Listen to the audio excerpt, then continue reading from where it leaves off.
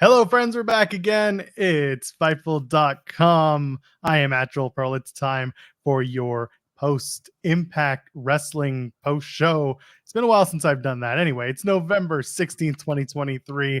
It's just us. It's just myself and the lovely Cresta Starr tonight. The Ring of Honor crew had to deal with some technical difficulties on the Ring of Honor side, so we get the night all to ourselves. Cresta, we own the night once again. The feeling is back. How do you feel tonight? We own the night. Okay, no. It was really good. Impact was good tonight. Also, it has been a long time. There's no Kate. There's no Reg. It's time to burn it down. Oh, wrong show. We're just making all the wrong calls tonight. But there's nothing ever wrong about leaving a thumbs up on the video. And of course, subscribing to us here at youtube.com/Fightful and over on FightfulSelect.com. The best $5 in the business, the best $54 a year. All your scoops and exclusive news. We broke some news tonight, including Kenny King was asked and received his release from Impact Wrestling. Fightful Select reported that tonight just before Impact hit the airwaves. Of course, that meant something considering Kenny King was in a tag title match with his partner Sheldon against ABC. We'll talk about that in a little bit and much, much more. But that's just a little teaser about Fightful Select. We'll talk more about that later. Cresta Starr, we're ruddering through. We're doing it. I'm calling this iteration of Impact where the matches are dreamy and the outcomes don't matter. I mean, who doesn't love a good wrestling soup? It's good soup. It's good soup. It's matches for match sake. It's not a bad thing. We got some banger matches tonight. Almost every match tonight had something going for it that was interesting. Ospreay Alexander, I know we're going to talk at length about that match. Trinity and Sonny kiss. There was room for that, of course. And then we talked about the Impact tag titles were on the line to open the show. There was something for everyone on the show, which I appreciate. And then they dropped some taping news that you and I had kind of talked about, but never really gotten firmed up. Well, the Mexico shows are happening. Yes. IPWF happened this past week in Toronto. I was not there. I was offered tickets and I decided against myself not to go. I just couldn't. I was busy. Let's just leave it. Scumbag. The biggest scumbag in the business. No, stop it. I'm not a scumbag. Either way, IBWF is going to air in 2 weeks. So I can tell you all now that I guess that, what is that, November 30th? We will not be here on November 30th. That will be a Ring of Honor solo show. We don't cover IPWF because it's not canon. It's not part of the show, but that's just what it is. The rest of Impact was good. Overall thoughts, do you have any? Honestly, exactly what you said. A lot of these more matches for matches' sake, but I was thoroughly sports entertained. Honestly, Jordynne Grace and KiLynn King stole the show for that mixed tag match. Honestly, truly. But this whole thing was, and I will say, I'll even give it a 5 out of 5. And let's say this is dream state because the Lucha curse was lifted. It was. It finally happened, and we're going to talk about it. I think Conan had something to do with that. K-Dog definitely played a role in the Luchadores getting some victories, and again, that's going to play into what we're going to talk about with the tapings. We've already got a Humper chat that has absolutely nothing to do with us, so I'm going to read it anyway from Patchy Rick, saying this streaming service has one new show every week for maybe 2 hours if you're lucky. It's been over 30 minutes now. How does this happen? How, I say. That is specifically in regards to Ring of Honor, who had technical difficulties tonight, not the Impact stream, which ran on time like a Japanese bullet train. Get into it. $5.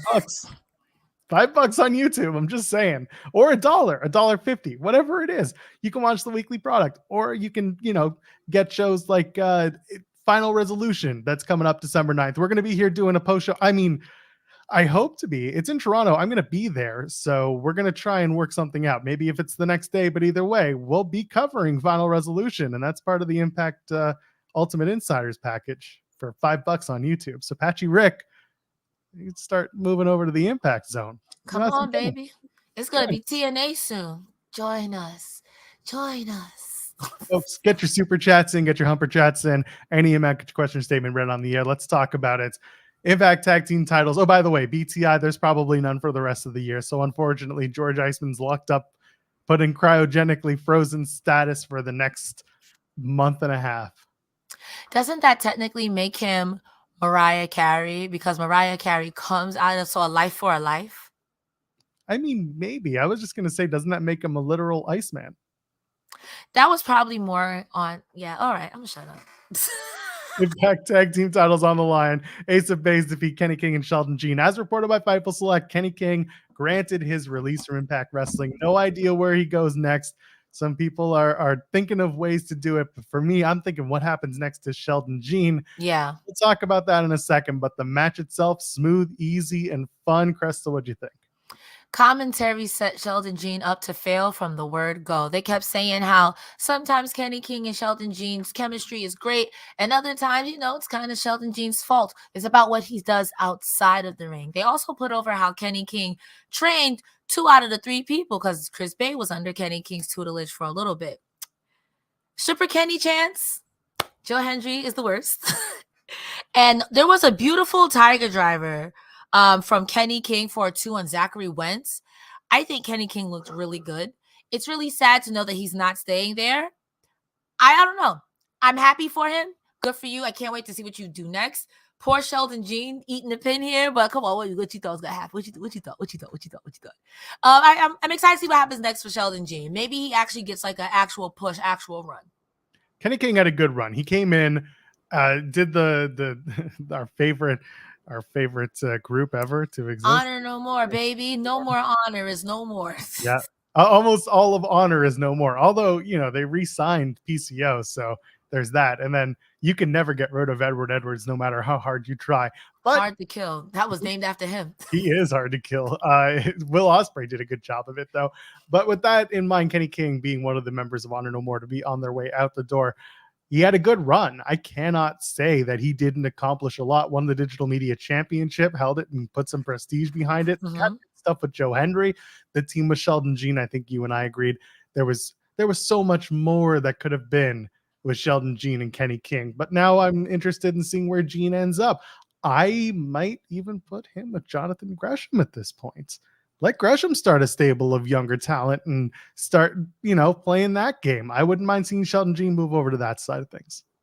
It's also kind of like, I'm always curious when they have these guys who are in a group, jump from group to group to group, especially if you're not known as a tag team specialist. Myers doesn't bother me so much. I feel like Myers is a tag team guy. Same thing with Heath and Rhino. It doesn't bother me so much because they're like tag team guys who can do a singles run. Someone like Sheldon Jean, I would expect at this point, let's see if he's got the sea legs. Let's see if he can do it on his own. He clearly has the in-ring talent. Don't know if he vies for the digital media or starts making a name for himself in the X division. I just wouldn't put him with someone right away because I think that there's more to him than being someone's sidekick, if that makes sense. You should pick up that FaceTime call. It's not from me. All right. To be fair, my little brother called me and I hit the mute button immediately. So he called my roommate to be like, why did my sister just bang it on me? I'm out here working, man. I'm working. I'm Jeff Jarrett, man. I never drew a dime. I got to work. You got to get that shared calendar gimmick. I got to do something, man. You got to turn on that do not disturb gimmick. My do not disturb gimmick was on. My roommate said, Sean Ross Sapp, turn it down, please. That's amazing. Oh, Ace Austin and Chris Bey are so damn smooth. Austin hits that like a swing around the rope to kick Kenny King in the face. It was just Art of the Fold gets the finish on Sheldon Jean.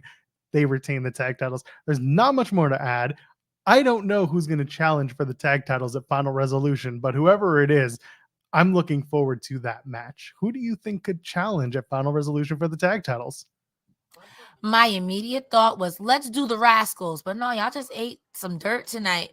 I mean, I don't know. Maybe I don't know. Because I'm really trying to think of who is in Impact as a team. There's Moose and Myers, but no. Good Hands, maybe.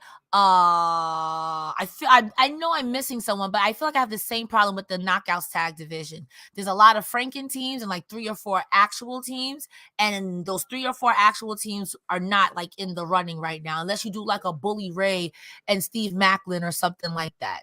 I honestly couldn't tell you.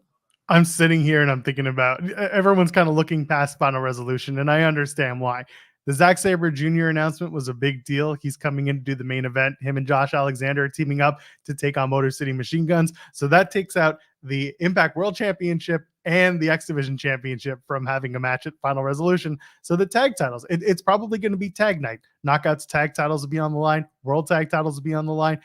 I don't know if Trinity is going to be there, but that's another person that hopefully will be there to defend her knockouts title. Regardless, a big main event, but I don't know who Ace of Beys will take on. I know that Hard to Kill. I would love to see Ace of Beys take on Grizzled Young Veterans, maybe. Oh, so as I was watching the main event, I said, I don't know if this was before my time, but I would have loved to have seen the North versus the Grizzled Young Veterans. Maybe it happened or maybe it hasn't happened. But in my mind, because I even like beyond Impact, I even feel for Ethan Page a little bit, and I would love to see Ethan Page go back to Impact because him in the North, those are one of the few things I remember from watching Impact here and there. Such a good tag team. I would love to see the North challenge, or like you said, a Grizzled Young Vets. I think that would be great. They're free? They're free now. They're free now.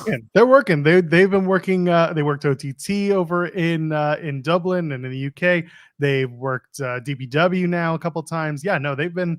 They're done. They've finished up. So they're open for business. That's why I'm saying I want it. That's a good call. I think Grizzled Young Veterans would be nice. And maybe I will get my pipe dream because AEW is pretty friendly with Impact. And from the stuff I've seen, what Ethan Page is doing on Ring of Honor, you don't got that many, girls. So you might as well just go back here and do a couple of, they would be, I would pop, especially with TNA coming back.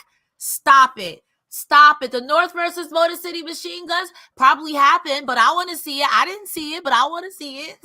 Anything could happen. That's what we're doing here in TNA when in 2024. Now it's just Impact. Again, I said this last week with SP3, by the way. Thank you, SP3, for filling in for Cresta last week. I said it to SP3. I said, when Zack Sabre Jr. said, I want to work in an Impact ring one more time before whatever. He didn't even say before it becomes TNA. He just says, I want to work Impact.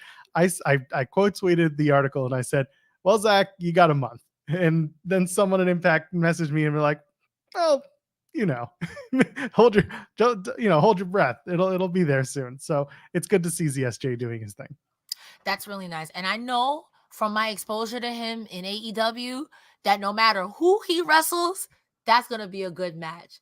Low-key wanted to be Alex Shelley, Josh Alexander, Jonathan Gresham. I'm going to just end up Speedball. I'm going to just end up naming people, so don't listen to me.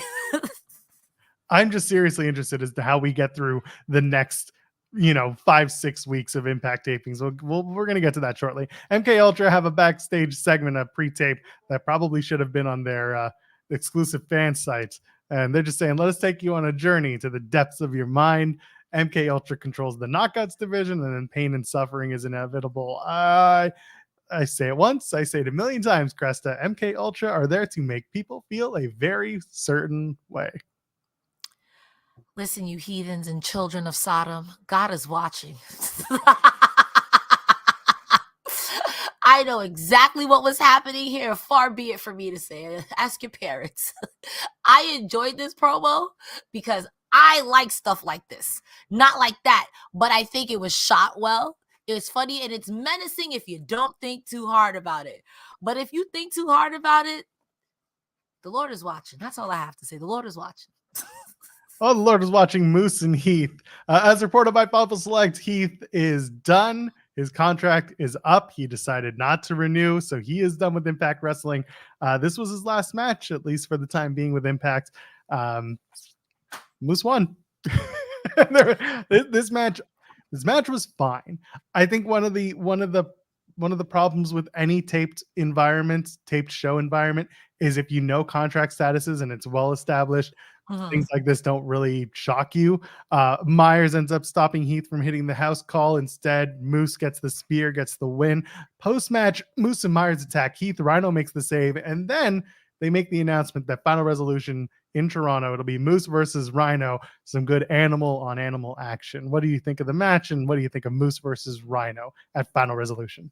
He said he was going to retire this man.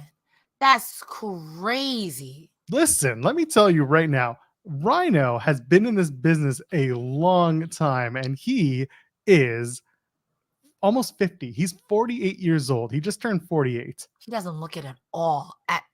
That's Rhino looks great. He's a human thumb. And I say that lovingly, because if I want to see Rhino in a suit, because it's just like it's a box with a bow tie when Rhino gets dressed up.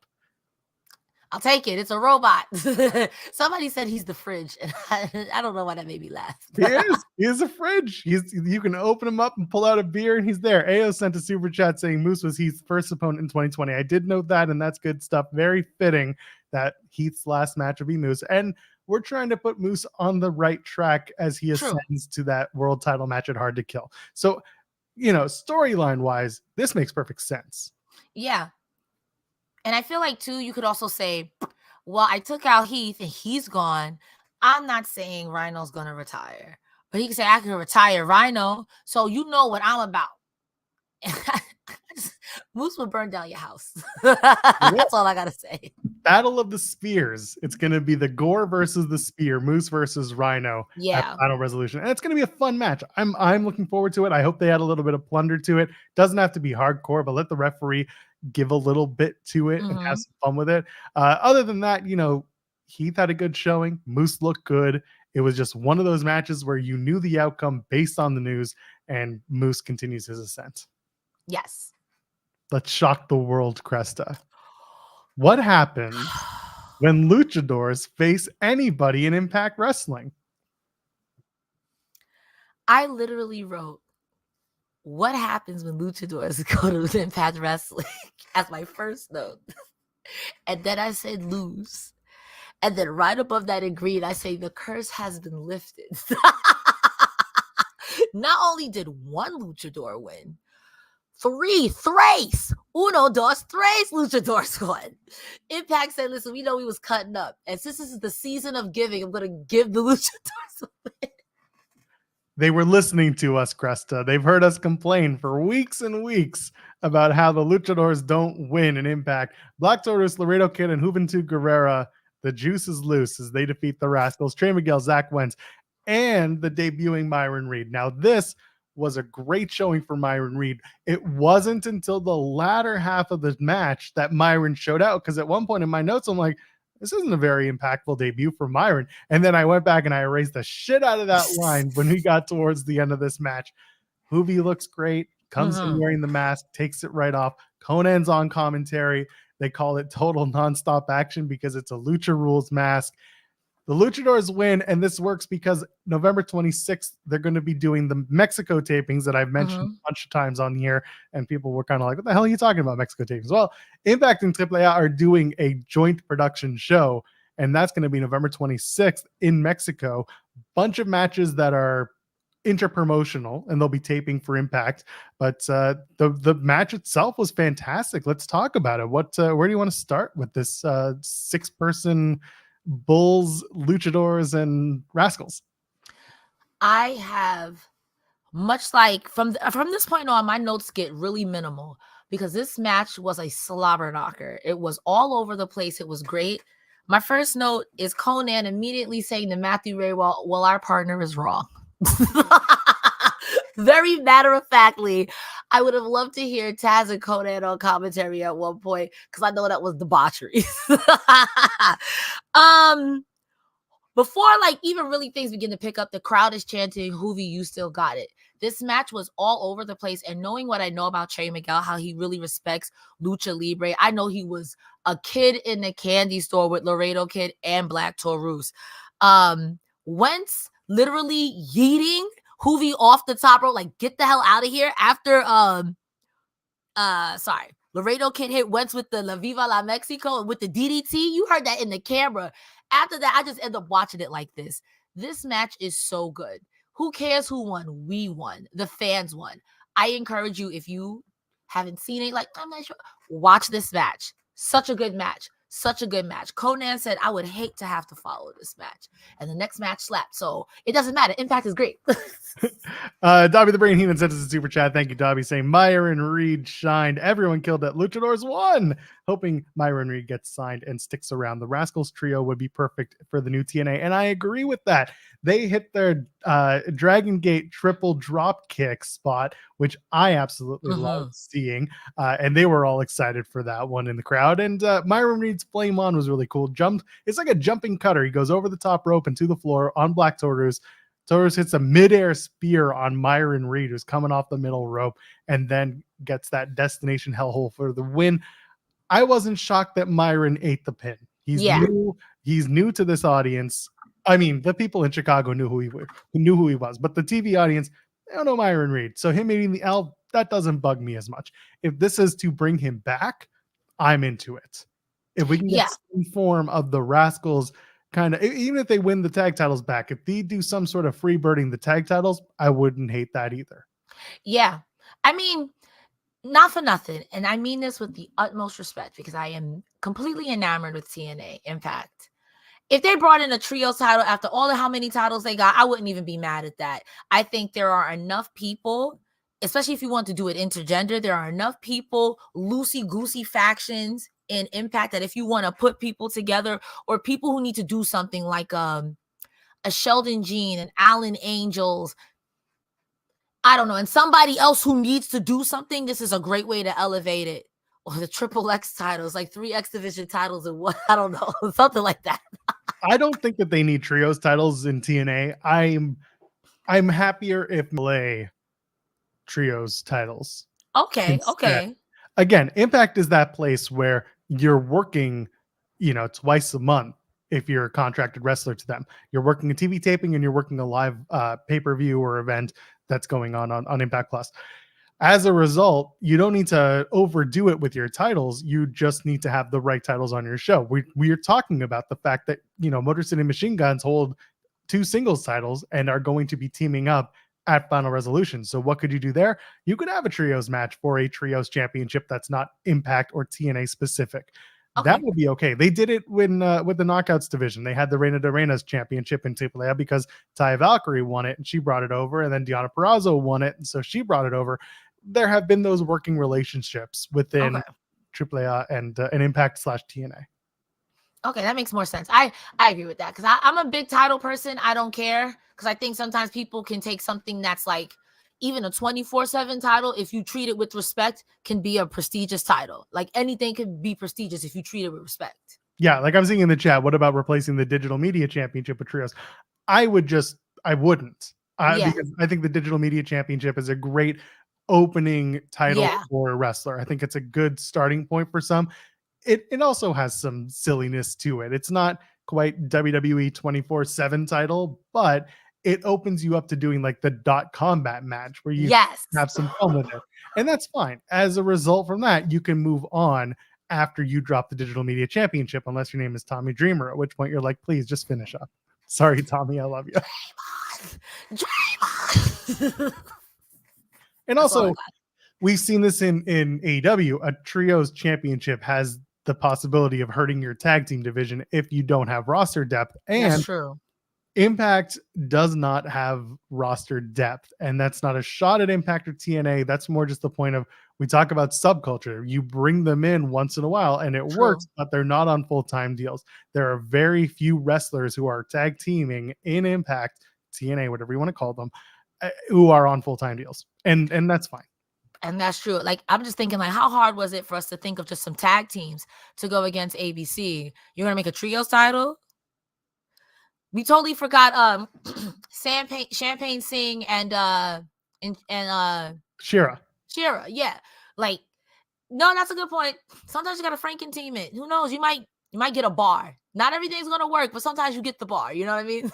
Yeah, absolutely. And sometimes you do find good teams like Bully Ray and Jordynne Grace and Steve Maclin and KiLynn King. We talked about this Chris before. Beys, Austin. There you go. Chris Bay and Ace Austin. They've put it together. Let's talk about Ray Grace versus Maclin and KiLynn King. This was a KiLynn King breakout match. Yes. This was a fantastic match. I love the story of KiLynn King facing her teacher, her mentor, Bully Ray. Maclin and Bully Ray have problems. Bully Ray and Jordynne Grace didn't respect each other going into the match. There's a lot of good stories that they're kind of tying up here, but this was very much a KiLynn King match. This was good intergender work, and at the end of it, you got Jordynne Grace hitting that insane Grace driver. They call it the Juggernaut driver, and almost breaks KiLynn King's neck.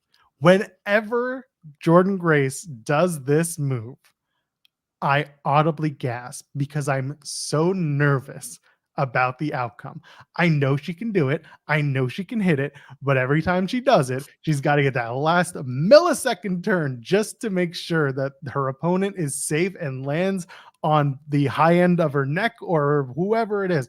Happened with Bully at the last pay-per-view of Bound for Glory. Happened tonight with KiLynn King, because she is a tall woman. Yes. And Grace is not, but buddy, this was a good match that tied up some loose ends. Before we get to what happened after the match, tell me what you thought about the match.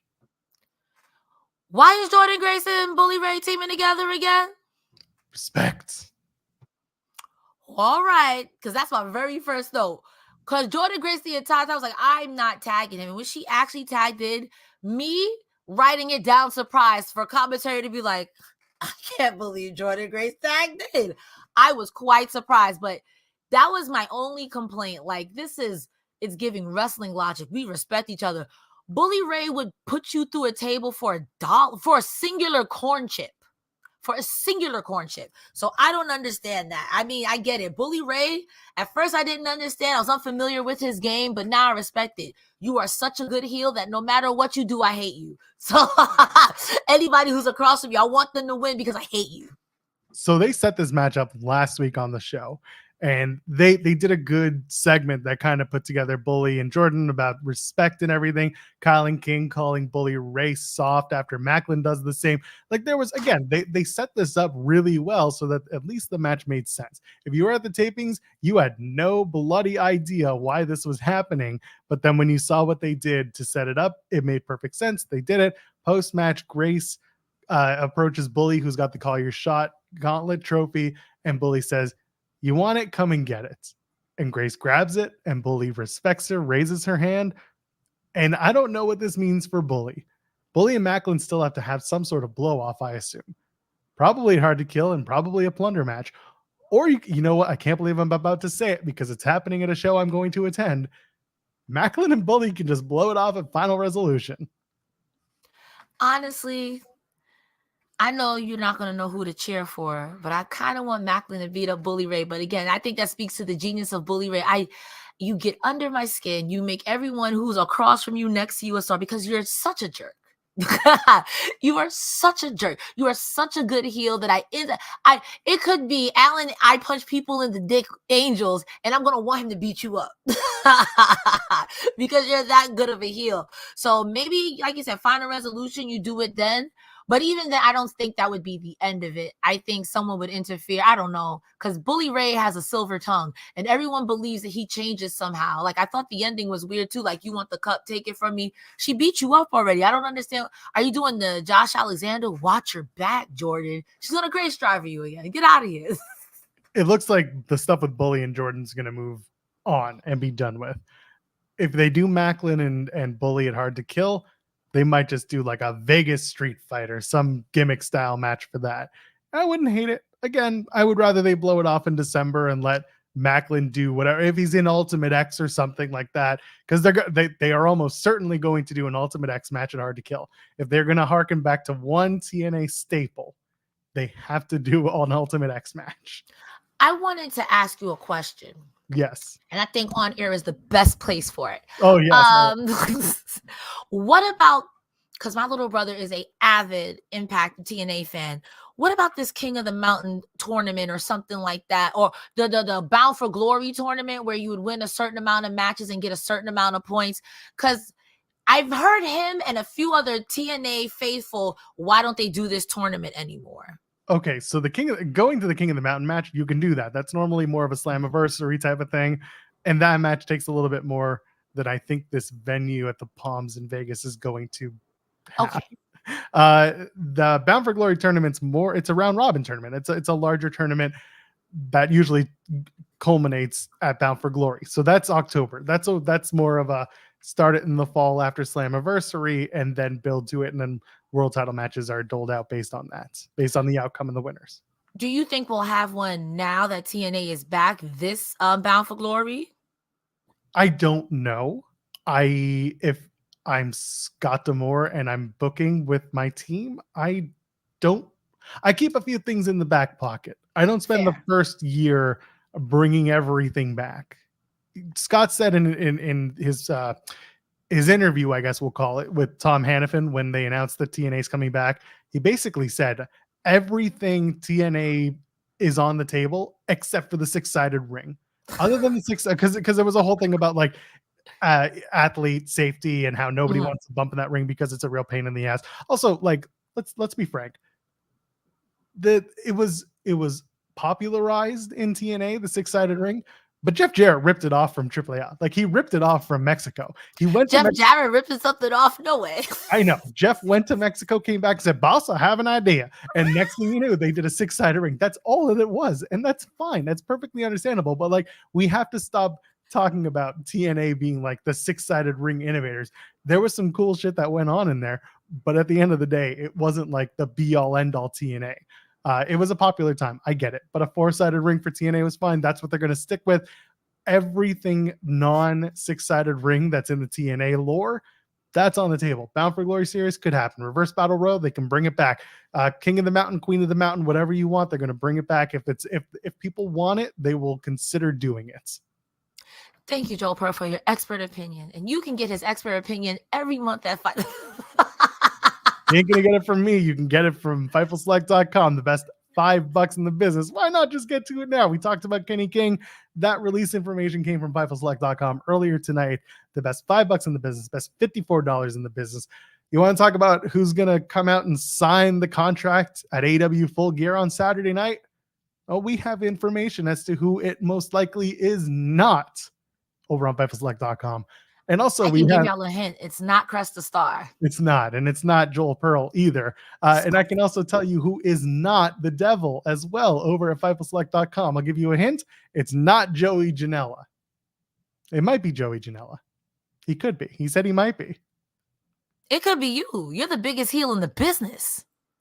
Could be Steve Maclin, but probably not. We have information as to who isn't the devil over on FightfulSelect.com. And of course, all of the AEW Full Gear scoops and coverage this weekend over on FightfulSelect.com. And then we shift to Survivor Series and War Games. That's going to be the following week.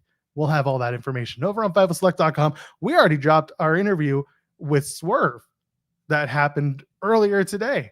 That's for tier 2 subscribers. But if you want the notes, those are available now over on FightfulSelect.com. There you go. Best $5 in the business. Best $54 in your year. There you go. 54. And if you can do it now, then you can donate a Humper Chat, donate a Super Chat. Any amount, get your question or statement read on the air. Let's go. Non-title Trinity and Sonny Kiss lock up. This was a fun match. I didn't know what to expect, Cresta. I just knew I was going to have some fun. They start off hot. They do the double Hurricane Rana, double drop kick. They do the double kip up, and then they do the double lash shaking spots. It's a good start. What do you think? What did he say? The battle of the gluteus gladiators? Something like that. Matt Raywalt was like, I didn't want to say it, but I'm going to say it. And he went off. And, yeah. Good stuff. Trinity's Bubba Bomb into the roll through pin gets the win. I got to get a name for that stupid move because it's a Bubba Bomb. But that's what Bubba Ray Dudley used to do. That was his finish. She does it now. And then she rolls him through for the win. What did you think of the match between Sonny and Trinity? I can make this joke. This match was sponsored by a bakery because there's a whole lot of cake. Lord have mercy, this match was so good. Okay, jokes aside, there was so much athleticism in this match. And I think that seeing people do cartwheels, back handsprings. If the other person isn't as athletic, sometimes it can seem like one person is doing a little gimmicky stuff. But Sonny was matching her split for split, butt bomb for butt bomb, spin move for move, spin. It was great. I did enjoy Sonny Kiss's makeup. Her makeup was really cute. Not Sonny Kiss grabbing her after I think she goes up for like I forgot what it's called, but he grabbed her by her legs and swung her around like he was Claudio Castagnoli. I died because he just threw her I'm sorry, she just threw her after that. I was screaming. I'm like, Sonny girl, why would you do that? Also, I gotta say the spinning leg moonsault from Trinity and then the corkscrew neck driver from Trinity onto Sonny Kiss. Sonny Kiss, she was selling. Both these girls were selling tonight, and what a good match for both of them. I am very happy Sonny Kiss is in AEW. She is fantastic. I can't wait to see what she does in the Knockouts division. And Trinity just looks amazing. So worth noting, Sonny did say she's not signed to Impact Wrestling. It's appearance by appearance, but that's okay. That Mickie James was on a similar deal, and she stuck around for months at a time. So Sonny could easily be sticking around as well. It just comes down to when she's available. Yeah. The match itself, yeah, a lot of fun. That step over handspring boot to the stomach that Sonny did over Trinity while Trinity's laid against the second rope, that looked rough. That looked like it hurt. It wasn't a bad move. It just looked painful. But at the end of the day, it's a good match. Go out of your way to watch it. It's not too long, and Trinity gets the win as you would expect. Mm-hmm. I also don't feel like, I mean this with the utmost respect, I actually don't feel so bad Sonny Kiss working stiff with Trinity, because Trinity she's fought Deonna Purrazzo 3 times. And Deonna Purrazzo is a tough, tall order. So like I said, Sonny Kiss working stiff on Trinity, this super chat says exactly what I'm thinking. Trinity and Sonny had great chemistry, a standout match from Dobby the Brain Heenan. Absolutely agreed. And it was something that I didn't really know how it would go.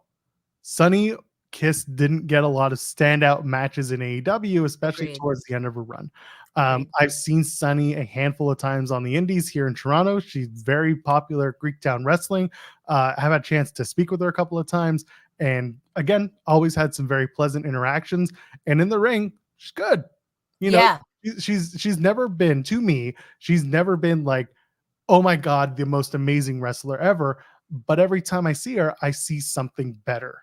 And that is a newer wrestler learning their trade. So Impact is a good landing spot for her for now.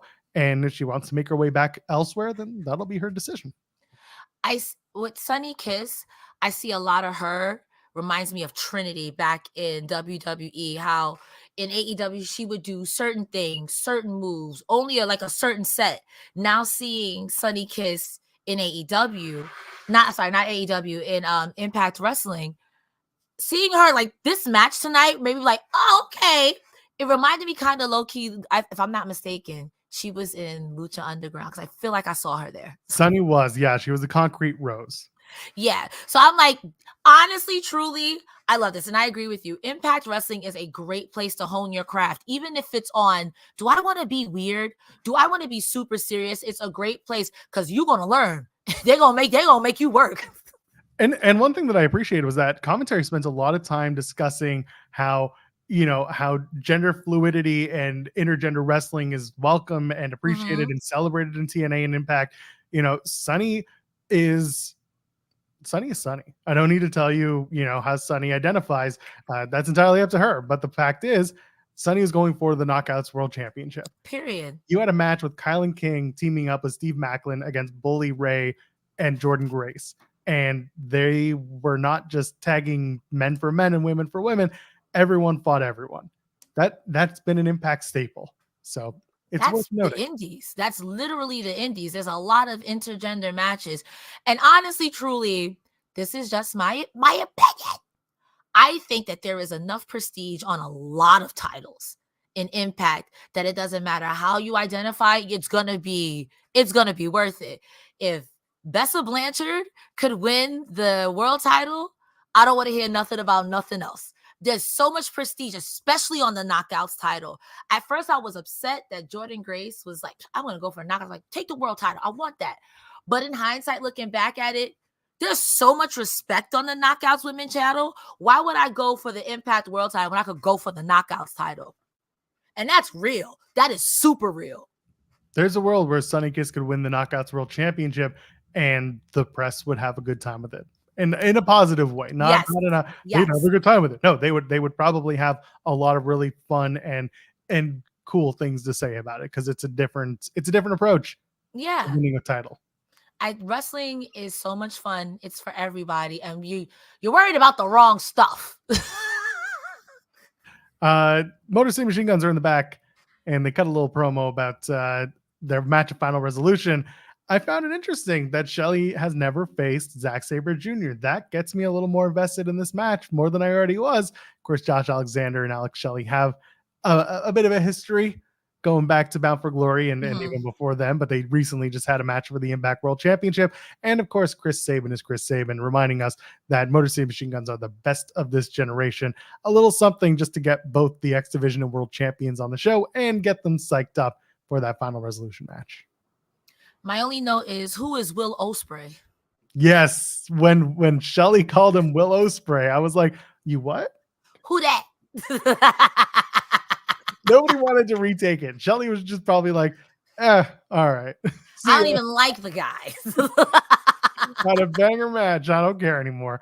IPWF is airing in 2 weeks. Cresta, we spoke earlier, and I was under the impression that it was going to be a Thanksgiving thing because viewership isn't going to be high next week. It's Thanksgiving in the US of A, where I am not, but you are. I don't know why IPWF is going to be in 2 weeks. We will not be here. That's November 30th. I don't know what airs next week. I know that they taped one more match for Impact when they were in Chicago, and that involved the infamous TNA turkey suits. So that's probably going to air. I don't know what else it's going to be. It could be a clip show. It could be more UK footage, but we'll kind of make a judgment call based on the outcome of what they announce and whether or not we'll be here next week. We might be off for 2 weeks. We might only be off in 2 weeks for just the 1 week. But they got some weird tapings coming up because then they go to Mexico, they tape, they air. Might get 2 weeks out of it, might only get 1 week out of it. They do Final Resolution. There are no TV tapings in Toronto after Final Resolution, so for all I know, they might tape a few extra matches. I think the rest of December, Cresta is going to be dominated by year-end awards, best of clips, getting us through the end of the year, and then I don't know what the hell they have in store for the 2 weeks leading into Hard to Kill. Go home and love your family. Happy holidays. I mean, I get it. I get it. And especially you're about to rebrand to TNA. So take as much time as you need. So this way, when you come out swinging. You're a different girl. You got your BBL over the winter. So now it's summer and you got a different body. Well, I'll be in Vegas for Hard to Kill. So I got that going for me. I did book my travel. I need to book my hotel next. No BBL, Joel? No. I don't know where I'm staying, but I will be staying close enough to the venue, and hopefully I'll be seeing some of y'all over in Vegas over that weekend. Let's talk about this main event. Let's talk about Will Ospreay taking on Josh Alexander. Ricardo the Turkey Slayer, that's perfect, sent a super chat saying, my only complaint is that Ospreay goes over. No one knows his status, and for that, he could have put over Josh Alexander. Also, hi, you two beautiful people. Well, hello to you, Ricardo. Thank you very much for the super chat. I hear what you're saying. So Will Ospreay defeats Josh Alexander in a humber of a match. We're going to get into it. Afterwards, Impact posted on their socials, and this was something that, when they taped it, I heard about too. Will Ospreay's been basically carrying the flag for TNA since he was announced to be, coming in for a few shots.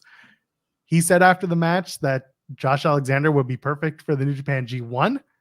It could happen. And then he also mentioned that he needs to wrestle in a TNA ring. It could happen. Will Ospreay is a free agent in February. And I think it's perfectly okay that Will Ospreay, who has been you want to talk about generational talent, Will Ospreay has been a top level S-tier talent, especially this year, going into a contract year, that yeah, I'd probably be pulling out all the stops to make him very, very, very, very happy, because TNA is going to do their best to at least make an offer. Probably won't get him, but again, you and I just talked about it, Cresta. You work TNA, you're working twice, maybe 3 times a month, and then you're free for literally anything else based on your interests and aspirations. I have been saying this, and I know y'all going to hate me for bringing up CM Punk on an Impact show, but I've been saying this since CM Punk got released. Seeing the impact and the amount of eyes that Trinity brought to the product, I would love, it's a fever dream. I've got Calaria. I would love for Will Ospreay to join Impact, because yes, I get to cover it, but also it'll get other potential buyers to want to buy the show, so it could be on TV, so it could be more accessible, so it could be a viable third option. I think Impact has so much to offer, and I know people are upset about what happened before, but that was the past. Stop living in the past. Imagine living in the past. I could not. Like, come on now. Like, I think this would be so great, because people, maybe networks would be like, I don't worry about no Impact. Wait a minute. Y'all got Will Ospreay, and y'all got Trinity, and y'all could get so-and-so, and y'all could get so-and-so. Some people who may be thinking of leaving AEW or WWE, I'm like, I don't know if I want to go, and now have like a legit option. And I think Impact is fantastic. It's a legit option now. They just got WWE money. That's those are the tax. Those are the tax about it. Imagine if they could. So if you want to wrestle in Impact, do it, bro. Do it. You won't make. And I see in the chat, who's going to buy out Ospreay's contract in New Japan. You don't need to, because in February, which is only a few months away, nobody needs to buy anything out. He's a free agent. He's free to do whatever he wants. He can re-sign with New Japan Pro Wrestling and continue working with companies like TNA and AEW. He can go to AEW, become exclusive to them. And even then, he could work indies depending on his deal. If he does TNA, we just touched on that, and there are benefits to joining TNA, especially if you are TNA and you're looking to expand your footprint and expand your visibility. Everyone you mentioned, and even, I hate to admit, CM Punk would do the same. Yes. I know people don't want to hear that. But I'm a solid Triple H. I want what's best for business, baby. And I want Impact to thrive. I'm so happy that I got this job. So happy to be able to watch Impact religiously. Even if I wasn't working here at this point, I don't think I wouldn't watch Impact. Impact is so good. So my thought process is, what is going to be the best for everyone to get more eyes on the product? I would love more people to know about Deonna Purrazzo, about Jordynne Grace, about Jonathan Gresham, Speedball, Josh Alexander. I want people to know the whole Impact roster. And again, if you are someone who may not be at the top of the card somewhere else, but makes WWE, AEW money, I would love for you to go to Impact and tear it up. You know what I mean? And it'll get more eyes on the come on, knock it off. I want everyone to win. Reminder, folks, we're getting down the home stretch. Get in your humper chats, get in your super chats. This match was great. I love Josh Alexander spending his time opening up, trying to ground Ospreay, get him with the sharpshooter, the ankle lock, working over Ospreay's ankle, getting him on the mat. It was really good stuff. The crowd, this was fantastic. At one point, the crowd starts chanting, Ospreay, Ospreay, Ospreay, oi, oi, oi. And then Ospreay has to turn to the crowd and yell, on English. And I'm just pissing my pants. That's good stuff. This was a really, really evenly and well-paced match. They didn't go berserk like usually you see in Ospreay New Japan, main event matches. They really slowed it down in the middle, which I appreciated. They do the chops and the slaps. They work the crowd. They're into it. Like, it just works. And then by the end of it, they go absolutely ham crazy. Hidden blades, stormbreakers, anything you want. The reversal into a pile driver from Josh Alexander. There's some really, really great stuff. Impact, as they do, when they know they have a great match on their hands, they upload it in full to their channel immediately after they go off the air. They did it with the Gresham and Shelley match last week. They did it again tonight. So you can watch this match on the YouTube channel for free after you're done talking about it with us. Ospreay gets the win. Tell me what you thought. I say positive things and negative affirmations. So everything I'm saying is positive. What a stonker. Oh, this match shitted all over it. Oh, this match was so good. I had to stop taking notes. At one point, Will Ospreay is slapping the meat off of Alexander's chest, and Alexander takes his arms and put it behind the thing like a sailor. Hit me again. It was such a good match. Will Ospreay broke his ankle. Josh Alexander broke Will Ospreay's neck. This match was so good. The reversal from the Stormbreaker into a C4 power. Bro, who does that? What a yo. There was one time where I think Ospreay goes up on Alexander's neck and he doesn't really catch him, and these two men make it work. Ospreay is able to leverage himself. Alexander catches him and then does, I think, a tiger driver. Bro, Impact never ceases to amaze me. Yes, you could get murdered, but it's also a really safe place to work. I don't know how that works, but that's the second time I've seen something like that. Like Brian Cage, the first time I was watching Impact, I've said this before a million times. Somebody was diving and that person almost ate shit to the outside rail. Brian Cage caught him. You can't say, I got you, all right? And it slammed this man. That's the safest place you'll ever work, but you might get murdered. It is hilarious because this is a company that works hard, but some reason everyone's safe. I just love that Ospreay is getting his ankle worked through. There's, again, you pick a body part, you work on it. It was the same thing last week with Gresham and Shelley. They did it again this week, but they did it a little differently because these two are so different from a technical masterpiece. These two just went at it. There were so many different variations on styles here because Speedball and Ospreay was exactly what you expected it would be. And then they did Eddie Edwards and Ospreay, and that was a completely different beast from the Speedball match because Edwards kind of like did his Eddie Edwards thing, but also did some of his old school, Japan stuff from Noah. And then they had, again, I'll go back to Gresham and Shelley, which was last week's main event. And again, on the same vein, they had a really, really, really technical main event. And then this week's main event gives you another Ospreay match that has some high flying, but because Alexander is who he is, he grounds Ospreay for the bulk of the match and focuses on a body part. Ospreay knows how to do a ground game, but he also knows how to turn it up. And when he turns it up, he turns it into an aerial assault. There was just a lot of really good in the rope storytelling.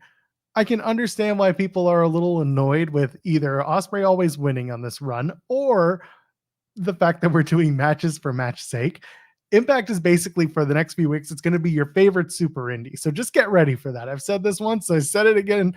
It's just until Hard to Kill, it's going to be your favorite super indie. There will be amazing matches and the stakes will be meaningless. Little things will be announced here and there through backstage segments that they will have filmed. But other than that, you're just in for some great matches. Honestly, please go out of your way to watch this Impact. If you don't mind just good wrestling, this match, the intergender match, the Trinity match, and let me turn my page right quick. The Lucha Rules match, too good, too sweet even.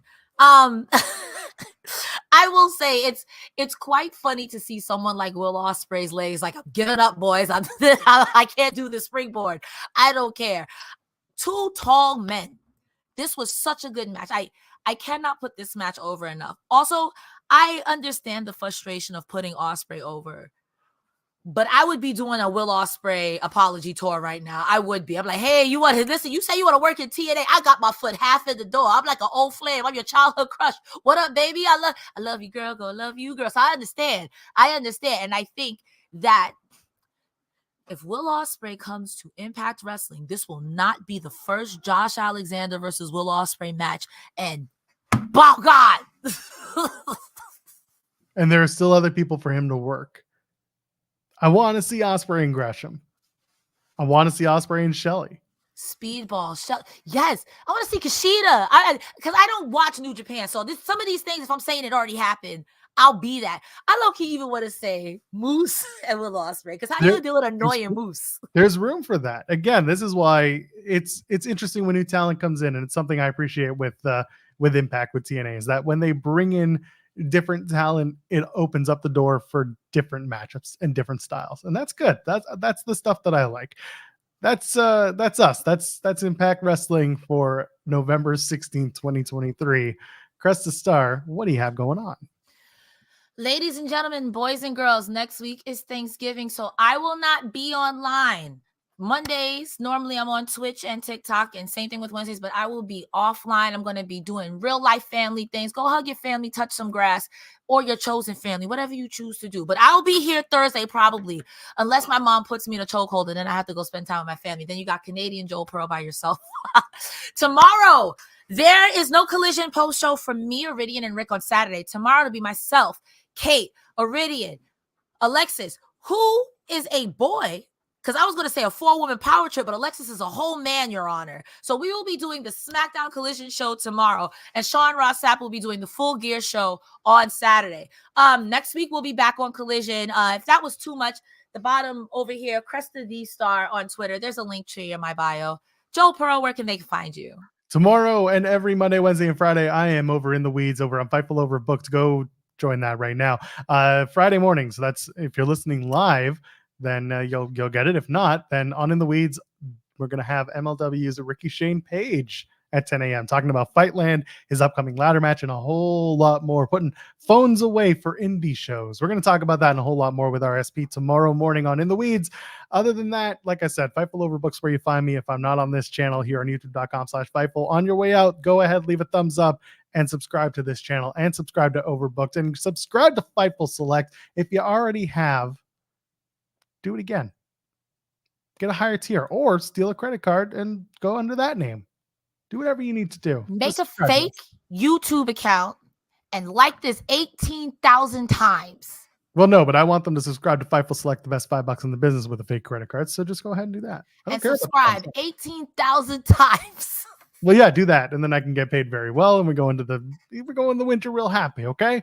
We'll be back next week. Maybe. I don't know. We're going to find out once they announce what they're going to do next week on Impact. Until then, I am at Joel Pearl, JOELPERL. Ladies, gentlemen, friends beyond the binary, we will see you when we see you, I guess. Cheers. Happy